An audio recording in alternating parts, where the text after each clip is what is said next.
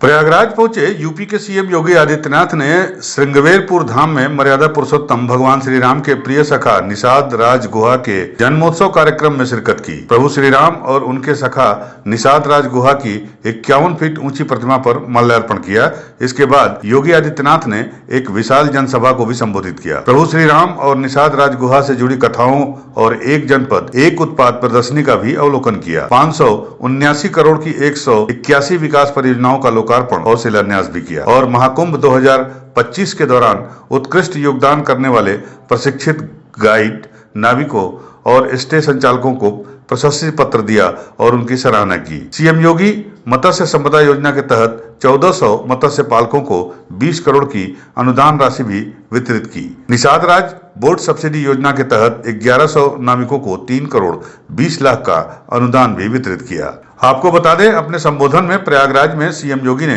भू माफियाओं को कड़ी चेतावनी दी है। उन्होंने कहा कि यूपी में माफियागिरी नहीं चलेगी।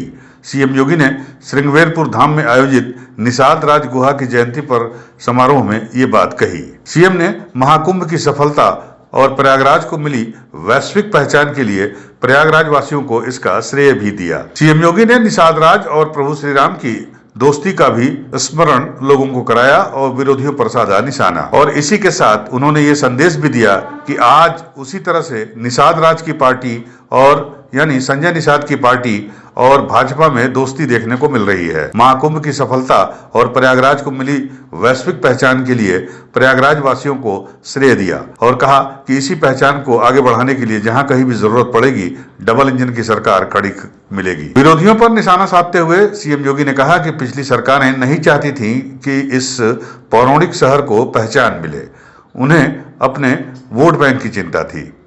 निषाद राज की पौराणिक भूमि पर भी कब्जे की साजिश थी।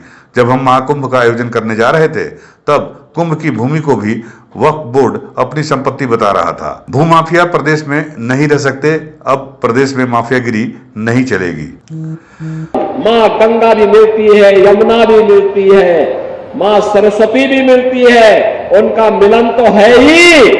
यहाँ पर भगवान राम और निषाद राज का भी मिलन हुआ था। ये है मिलन स्थल, ये है प्रयागराज, ये है प्रयागराज। जो लोग प्रयागराज की पहचान को छुपाते थे, वे नहीं चाहते थे, वे नहीं चाहते थे इस पौराणिक सिटी को एक पहचान मिले। वे नहीं चाहते थे कि निषाद राज और भगवान राम के इस मिलन स्थल को एक पहचान मिले, क्योंकि उनके लिए इतना वोट बैंक महत्वपूर्ण था। देख रहे हो ना, देख रहे हो, यहां पर भी निषाद राज की पौराणिक भूमि पर कब्जा और जगह जगह शहरों पर भी वक्फ के नाम पर कब्जे किए गए हैं। गौरतलब है कि सीएम योगी आज प्रयागराज के श्रृंगवेरपुर धाम में आयोजित निषाद राज गुहा की जयंती में शिरकत कर रहे थे। वहीं पर उन्होंने ये बातें कही और अपनी बात को आगे बढ़ाते हुए कहा कि हम मोदी और अमित शाह के प्रति आभारी हैं कि वक्फ संशोधन विधेयक लोकसभा में पारित हो गया और अब राज्यसभा में भी पारित हो जाएगा। रास्ता जरूर बनेगा।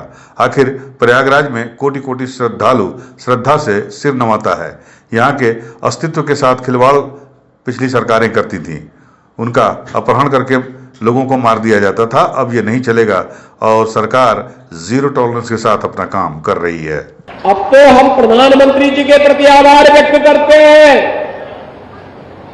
देखा ना, वक्फ बोर्ड में कैसा मनमानापन उस समय बयान दे रहे थे। जब हम कुंभ का आयोजन करने जा रहे थे उस समय वो बयान दे रहे थे कि प्रयागराज में कुंभ की भूमि भी वक्फ की भूमि है।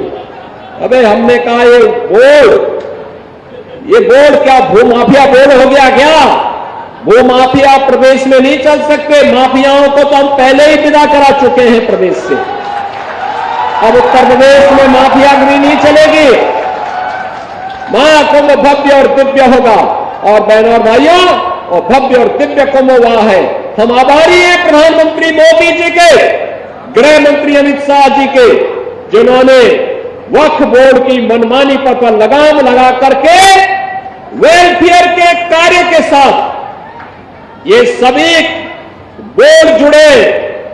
इसके लिए वक्फ बोर्ड से संबंधित अत्यंत महत्वपूर्ण अधिनियम को संसद में, लोकसभा में पारित किया है, आज राज्यसभा में भी पारित होगा। बहनों और भाइयों, देश के प्रति निष्ठा होनी चाहिए। अपने आप ही नियंता तो नियत सांप है, तो नियंता मार्ग प्रशस्त कर देता है, अपने आप रास्ता बनाता है। यूपी न्यूज 9 के लिए प्रयागराज से विमल श्रीवास्तव की रिपोर्ट।